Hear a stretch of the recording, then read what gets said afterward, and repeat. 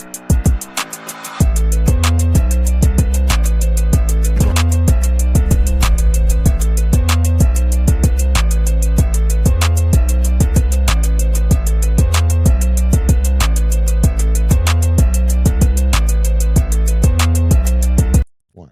welcome to another exciting episode of the Andre The Beast Crayton Show. Back with Marques Ogden, NFL superstar, entrepreneurship, and definitely a pioneer to the community that he serves. Welcome back for part two of your show, Marques. How you doing? I'm doing well. How you doing, my friend?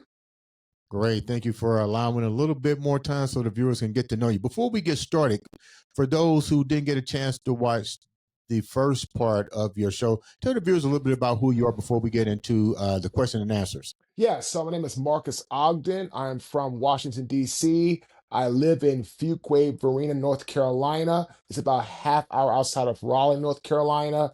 I am a father or dad to two amazing daughters. My oldest, Ava, is 21. My daughter, Farah, is 10. I am a national, international keynote speaker, business coach, corporate consultant, podcast host, and I'm also a former NFL athlete. That's a lot of stuff on a resume. A lot of stuff on a resume. We talked a little bit about your NFL career. How did that take off for you? Because your brother's also a Hall of Famer. What was that like for you to follow the shoes of your brother and still not be overshadowed by his excellence?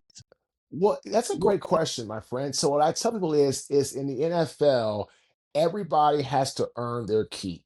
So I was very fortunate through hard work, discipline, and not being injured to be drafted into the NFL by the Jacksonville Jaguars and my rookie head coach, Jack Del Rio. And what I really focused on, right, Dre, is I focused on me doing the things that I needed to do. And my brother was his own player, and I was my own player. And when I was able to really get the discipline and dedication of the NFL, what you needed to do to stay in the NFL, it got easier for understanding what you needed to do, but also got harder because once I realized the amount of work you have to do, the dedication, the discipline, the work ethic, all those things, it then allowed me to really go head and shoulders above and be able to have a career in the NFL when a lot of people that go to the NFL, unfortunately, don't make it for a very long time or don't stay very long. What was the pressure like for you, though? I mean, because you're in NFL, and what I've understood about the NFL, it's not that much difference between a first rounder pick than somebody who didn't get picked. It's just like you said, it's preparation and coming your best when the opportunity shows up. And we have those that can win a Heisman, that can be the first round pick, and let's call it what it is, can be a bust. So what was the pressure like for you in general? I know what you're saying, that you come in with your own, but reality is there's still a pressure factor because this is the NFL. Everybody's trying to not be on they're trying to be on the roster, but they also want to be on that field playing. So what I tell people is pressure is a privilege. Great quote by Billie Jean King. Pressure is a privilege. And in the NFL, like anything in life that you really care about or you're focused on or you want to accomplish, the pressure is going to always be high, especially as you're doing it for a career or money or your livelihood. So I tell people in the NFL, I treated it just like anything else, right? When I got to college, I wanted to have the pressure to perform, to get on the field. When I got drafted, I had the pressure that I knew was going to be there to stay on the roster. And I tell people, just you have to accept the pressure, because if you look at pressure as the either bust the pipe or burst and things don't go well, you get so focused on what I call the negative effect, which is like you're constantly feeding yourself negative thoughts. I'm not good enough. I'm not smart enough. I'm not talented enough. And then you don't do well under pressure. So for me, I just approached it like everything else in life. I'm going to do the best I can. I'm going to focus one play at a time, one movement at a time. And if I could get that down and not go either too far ahead of myself or get caught what I did in the past, I can do well in this sport. And that's what I had, and that's what I did. What's your thought on the changes that has happened with college to the NFL when you have players now that they don't even have to even go to the NFL to become a multimillionaire, to become an overnight sensation. So let's go back to this word that you said, pressure is a privilege. Are we seeing enough pressure being put on athletes from the transition from high school to college to the NFL? Like, is there pressure anymore as the way in which you evaluated pressure? Oh no, it's totally different today because here's the thing. These young athletes have pressure to do good at that moment to try to get an NIL deal, to get the endorsements, to get that big check. And that's great. But when we came out, that was not the case. High school players, college players weren't getting paid, big money for anything because there was no name, image, and likeness, or we call that NIL. So the pressure today is different. For example, there's a lot of times where players, I think the kid from the Bengals, Shamur something, who was drafted out of Texas A&M. He is the Yeah, number 16 pick overall. And he's not signing his contract because of wording that is in the contract with the Bengals. If he gets hurt or something like that, they don't have to pay him. I don't know the whole story, but I can tell right. you this. When we were coming out, when we played, if you were drafted, right? We didn't go through this thing about looking at contracts like that. We didn't analyze things of that nature because when we got to the NFL, most of us, not all of us, most of us didn't have any money. So this is our opportunity to make money, to have a career, to take care of our families for after we got through playing this awesome sport. Now I don't know this kid's background, but maybe he got a great NIL deal in college at Texas A&M. And you know what? He said, you know what? I don't like what I'm seeing. And that's his right. That's what it is what it is. He's got to follow his agent's advice. And he's not signing his contract with the Bengals, right? But also the Bengals aren't looking good because they haven't signed Trey Hendricks. I'm sorry, Trey Hendrickson, who's led the league in sacks for the last 2 years in a row. He's had 17 plus sacks 2 seasons ago and last season. And you're not giving this guy an extension. You're not going to pay him what he deserves. So the Bengals right now aren't looking good from an overall perspective. But to answer your question, that's a perfect example of these kids now having a little bit more, room or leverage to say, hey, I don't like what I'm seeing. I want this to be a little bit better. And so when we came up, the pressure when you got drafted, you had a contract in front of you, there was no NIL money. There was no any of that. So unless you just got a really, really bad contract that your agent said, don't do it, 99.9% of the time, right, man, we were signing that contract, ready to go to OTAs, ready to go to mandatory camp, ready to go to training camp, ready to go try playing that season. What do you think about situations like that to where now the players are taking accountability of their own future? I get it. It's I know it's business. different time period, It's but it's it's business. it's business. I mean, the owners want the best for them. The players want the best for them. And what Mhm. I don't like is I don't like when other players, like veterans, for example, right?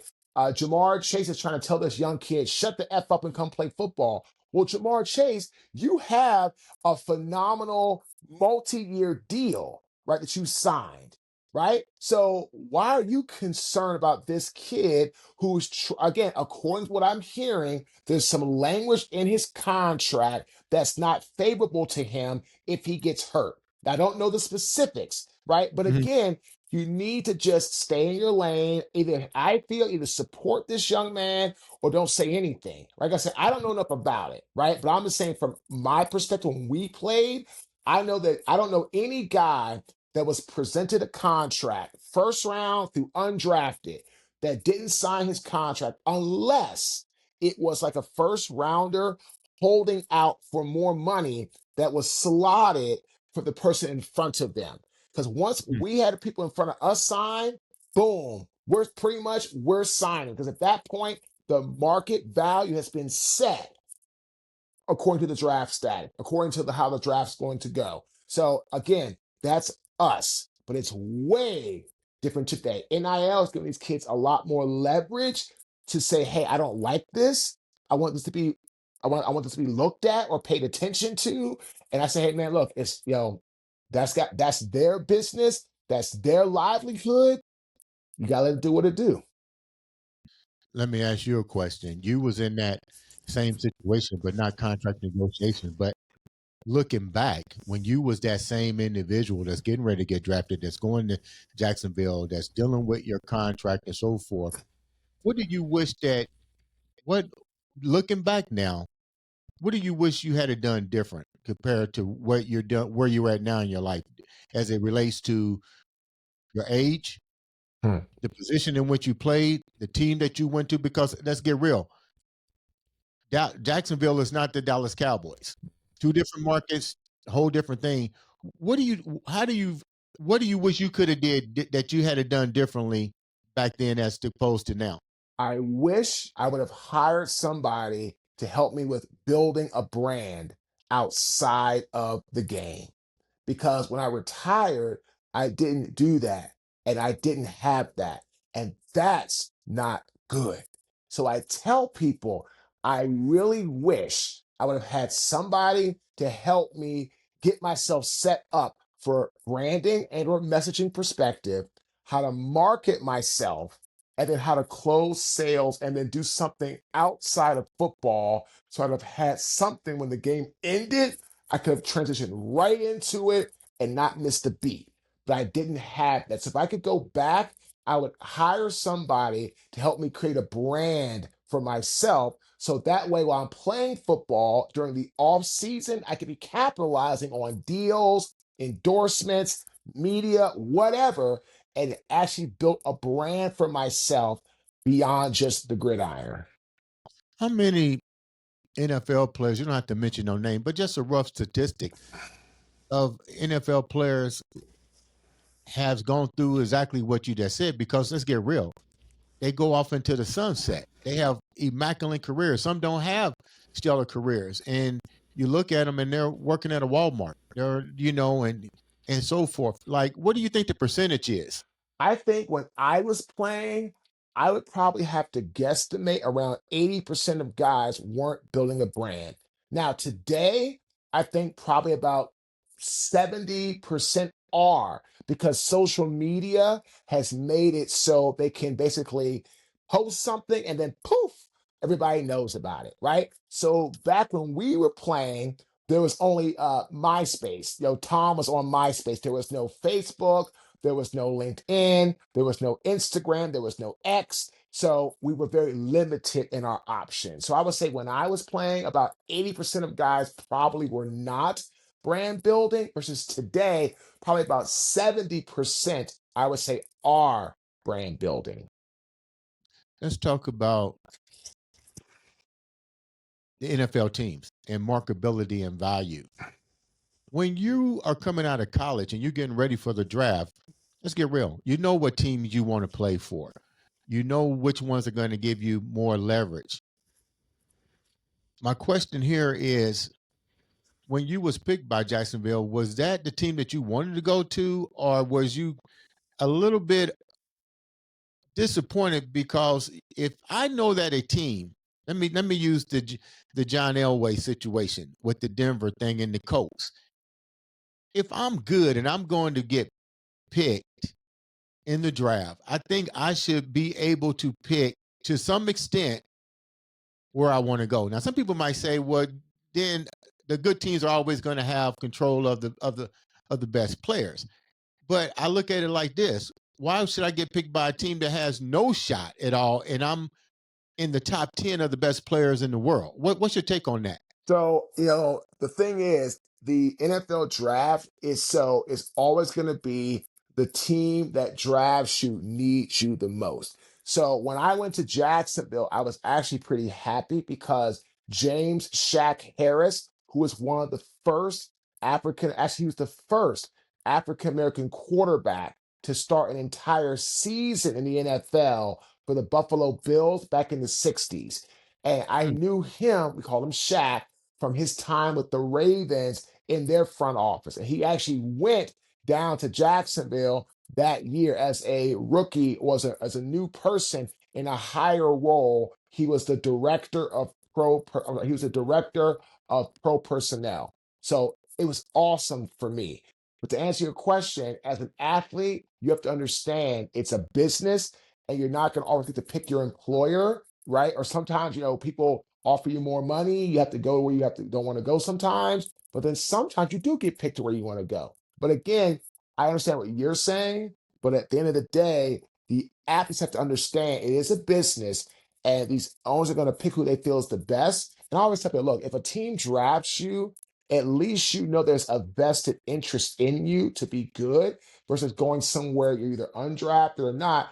It could turn out to be fantastic, but it's like, well, they don't have the vested interest in you as much. So there's pros and cons to that, but I really enjoyed Jacksonville because I also loved Jack Del Rio from getting to know him when he was with the Ravens as a linebacker coach, and he was just a great guy that I knew was a player's coach. So I was very lucky in that regard from a front office perspective and a head coaching perspective.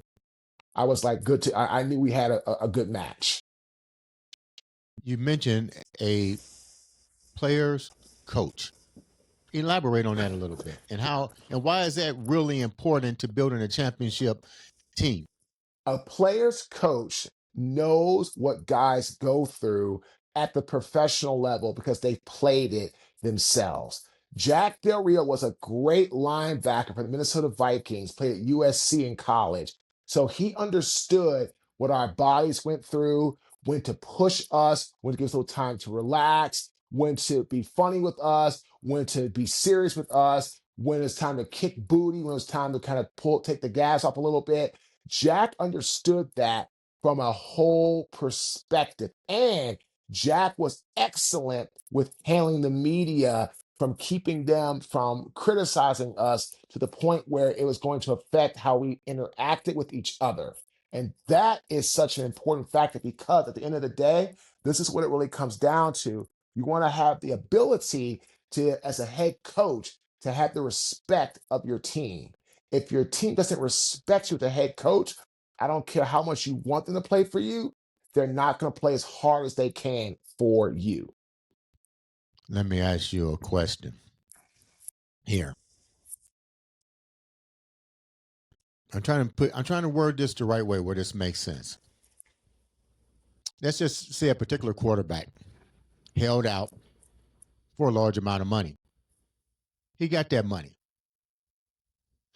And now the season starts. And now the fans are like, what the hell? He's not living up to the investment. He's not living up to the what the fans feel. And where I'm going with this is I'm maybe it's just me. I'm seeing the word team being dismembered with the word it's all about me. I want the money. What's your take on that? You know what, man? That's where I feel teams that have the ability to have a healthy culture are going to win over other teams. That's why the Chiefs have been so good for so long because Mahomes and their other key players have bought into the culture of we over me. And that's why I feel some teams like the Cowboys struggle because they don't have a culture where it's about we, it's more about me. And again, that's part of football, right? I mean, you pay a guy money, it's a risk.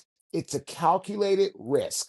Not every player you give a big contract to works out. For example, I'll say his name. He'd say the same thing. Kirk Cousins is a really good quarterback. Has had a great career in the NFL, but Kirk Cousins has not panned out to the winning side of winning, what really matters, playoff games, Super Bowls, appearances, things like that. And that's why a lot of people, I feel, have now kind of moved on from Kirk Cousins. Not that he's not a great player, but when Mhm. you're a quarterback, you are paid to win. Mhm. Period. That's what it is, right? You're Right. paid to win and not just win in the regular season, win when it's either win or go home. Mm. Mahomes gets paid. Jalen Hurts has been paid, right? Look down in Tampa with now Baker Mayfield. He's won some games when, in the postseason. He's been paid, right? Look at Jared Goff, not Jared Goff, Matthew Stafford, up in Detroit. It's been not Matt, Jared Goff up in Detroit now, been paid. He's won some games when it's mattered the most, right? You look at quarterbacks that haven't, right? Okay, Brock Purdy got paid, has won games when it matters. As a Mhm. quarterback, that's what has to happen. Regular season is nice, but they're paying you the big bucks off of winning playoff games and getting and kind of going up the ranks into deeper and deeper into the playoffs. So again, that's just business. But again, you're correct. The teams that have the me culture, I feel struggle. And also I feel really great veterans that have made a lot of money already, and it's not about the money to them as much. It's about, the connection and the working together. I feel those teams like the Bills, the Chiefs, the Eagles, they're the ones that are actually continuing to win every year because it's a we culture, not a me culture. And I appreciate you saying that. But then I go back to you got a roster with everybody wanting to get some money. I Mhm. mean, does animosity sometime overpower the me the analysis that you just gave? Hmm. It Because all everybody wants to get that money, and it then some people get cut.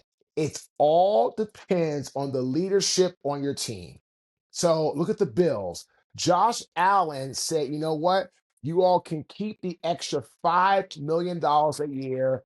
It's not going to make any difference to me in how I live my life. None. And that's why guys and people want to go to Buffalo. So it's just like anything else in corporate America, in the business world, it starts with your leadership. If your leadership is bought into that culture, the animosity is way less, if any, because if you talk like that or you act like that, you're out of here. So again, this is where, right, the top leadership look at the Chiefs. Mahomes could have said, I'm gonna keep this money. He has restructured his contract several times because that's what he knows is key to getting what? Players that are great veterans, great people gonna fit the locker room to help them win. So again, at the end of the day, man, it's like anything else in life, in the business world. Great leadership will give you much better results. Your brother is definitely a great leader. It's shown with the Hall of Fame. It's shown with you. You guys come from a serious pedigree of family values. What were some of the things when you got into the league that your brother shared with you and you shared with him that you wanted to make sure it was not going to be a stumbling block for you? Oh, he told me to always be a professional. It's not about just dressing the part, it's about showing up and showing out. It's about being early, not just on time. It's about having integrity. It's about being able to focus on the goals that you want for yourself. And so I learned very quickly showing up was just half of it. I had to show out as well. And dressing the part really has nothing to do with it if you're not going to dress the part, show up, and show out. And the professionalism is what Jonathan taught me. And that helped me to really understand how to play the game at a higher level. And it helped me when I got now into what I'm doing now in my regular life as a speaker, trainer, coach, all that. I'm much more polished in that area. Mhm. Now, let me ask a question. What was it like to play with your brother, to have that opportunity? We don't get many NFL players to get the opportunity to play with their siblings. Oh, it's amazing. I mean, Jonathan was the best teacher that I ever had playing in football in my life.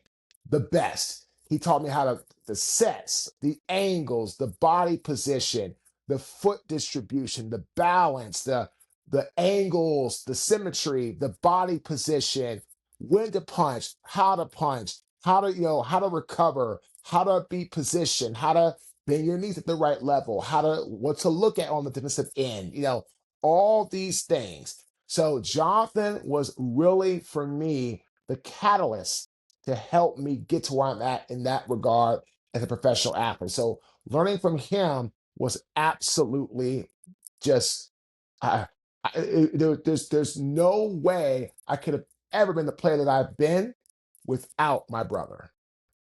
Outside of your brother, who were some of the other players that you looked up to and you and why?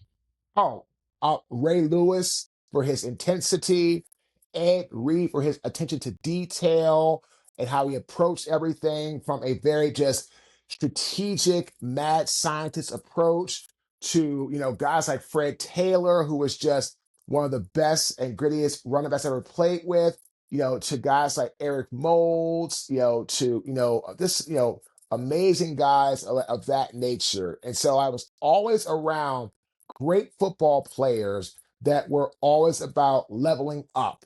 And that's how I leveled up in my career. And then when I got out of my career, and now what I'm doing now, I've leveled up because I remember what it was like to be on the field, be in the locker room with those type of guys. And that's how I carry myself and I carry my life today. We hear about a lot of players who get these contracts. We see them with the bling bling during the draft and so forth.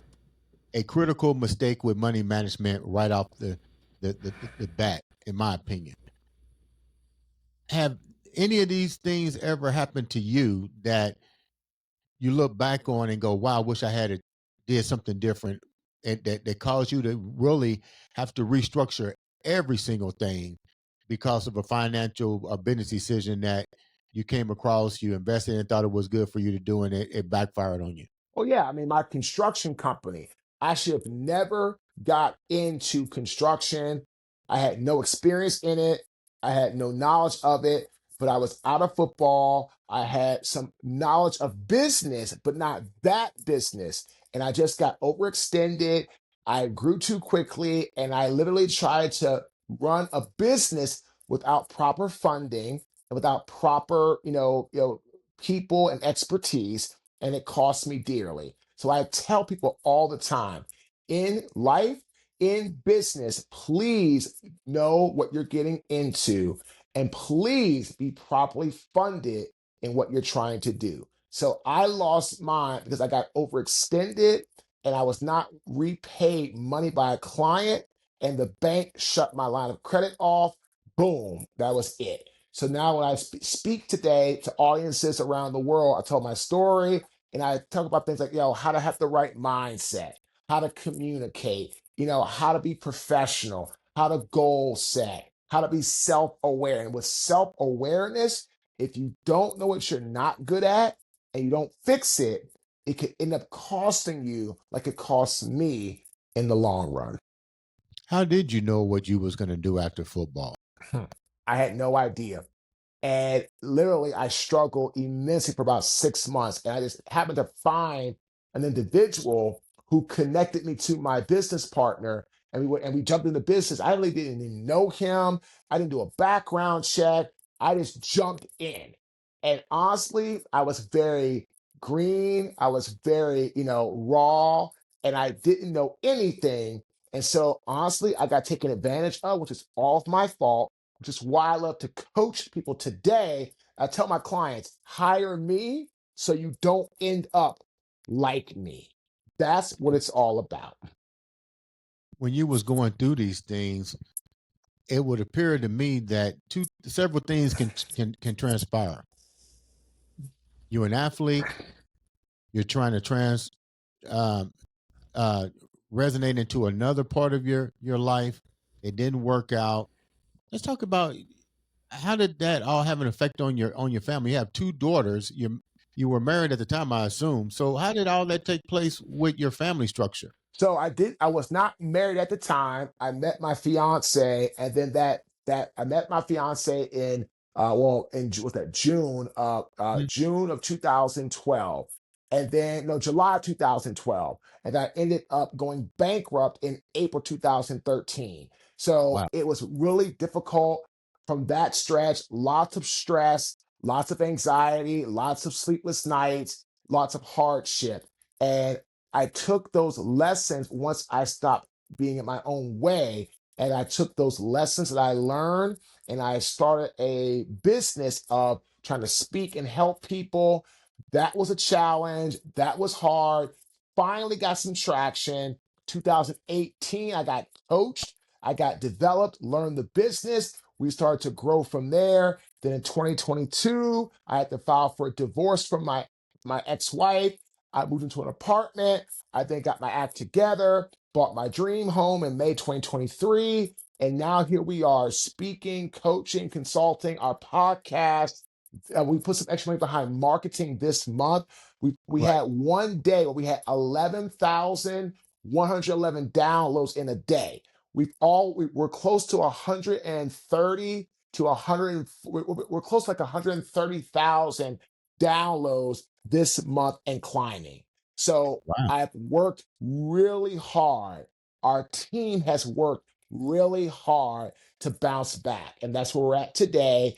That's why we love helping people. And we love the work that we do as a speaker, coach, consultant, podcaster, and also a brand ambassador of organizations that align with our values.